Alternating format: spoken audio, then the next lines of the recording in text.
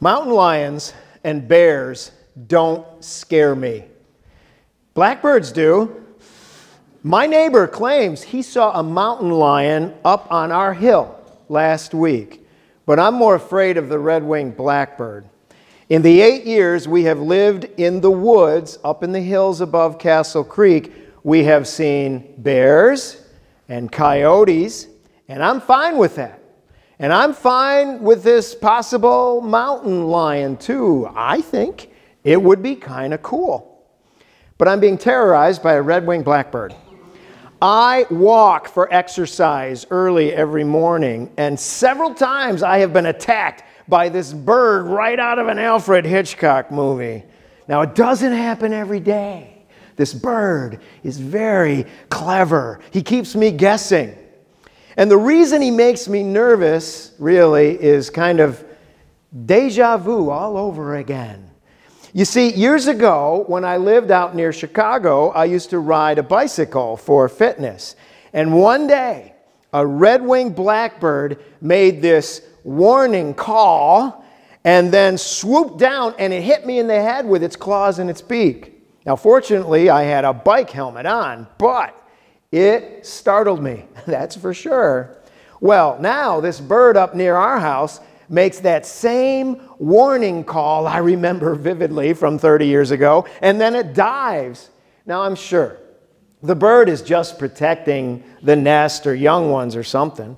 He has not connected with me yet, but he makes me jumpy. I wouldn't call it fear, but it's something like anxiety. You know, kind of like all of us experience. Usually in our lives, we don't have a lot to be terrified of, but modern life does bring a lot of anxieties, a lot of things we worry about. And think about the way politicians use our anxieties and our fears to convince us to vote for them and make us safe. Or how about the way the news media tries to keep us nervous all the time and therefore keep us reading or watching. Every day, they feed us stories about new things to fear. You know, stories like the 5 things you need to know about your microwave, or the latest scare on some new disease, or how many meteors come really close to planet Earth. You and I live in a time in history when more human beings than ever before have at least a shot at decent health and a decent life. And yet, we live in one of the most anxious, worried societies ever. And then we come to church on a Sunday morning, and from the book of Genesis, we hear God say to Abraham, "Don't be afraid." And in the Gospel of Luke, we hear Jesus say, "Don't be afraid, little flock." And every time an angel shows up in the Bible, the first words the angel says are, "Don't be afraid." Easy to say, but how are we supposed to follow that instruction? Don't be afraid, don't worry, don't be anxious. How? Well, I have a few suggestions. I have some tools I carry around in a mental toolkit, a few techniques that help me deal with anxieties and worries and fears. They don't always work. Sometimes I do worry. Sometimes I do feel afraid or anxious. But I'm working on it, and these tools help me in the work. Maybe 1 or 2 will help you out too. First, I think of the wonderful Jewish writer, Isaac Bashevis Singer. He once said this, "I only pray when I'm in trouble. But I'm in trouble all the time, so I pray all the time." You could try that. Say a prayer and let it go. Do you really believe you're a child of God? Jesus said in today's selection from Luke that it is your Father's good pleasure to give you the kingdom. So prayer is a tool in our kit. And here's another tool. Ask yourself a question. Can I do anything about the thing I'm worried about? If the answer is yes, well, don't worry, do something. I mean, if you have a health problem which is partly caused by weight, Well, work on losing some weight. If you have a deadline at work or at school that worries you, well, get to work and stop procrastinating.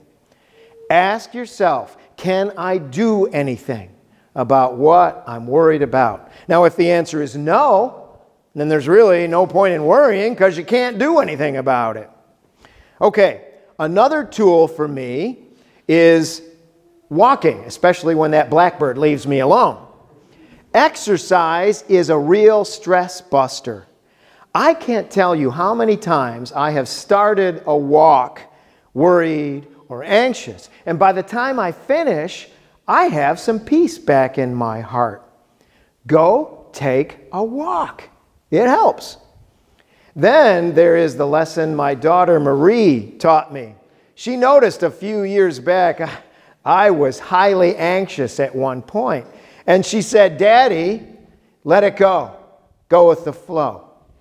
Now, I was startled by this advice from someone who has a mental disability. So I said, "Huh?" And she said, "Breathe in, breathe out." Now, this one really works. If you are worried, focus on breathing slowly and deeply in and out. It really is calming. And don't forget another tool or technique. Lean on the people around you. Sharing my worries, anxieties, or fears with the ones who love me makes a huge difference for me. Someone else knows. Someone else understands. Someone else cares. And that makes it all much easier to take. I've got a friend. And there's one other tool that helps me quite a bit. Laughter. I try to lighten up.